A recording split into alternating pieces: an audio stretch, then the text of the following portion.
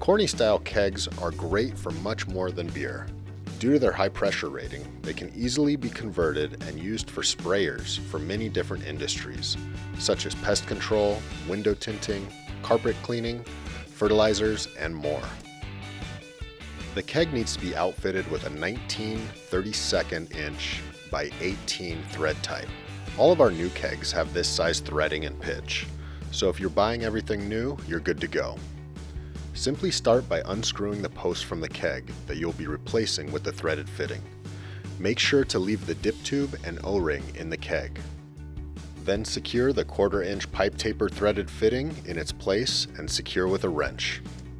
You are now ready to attach anything that accepts a 1/4 inch male pipe taper to your keg and begin pressurizing through the gas inside or spray through the liquid outside.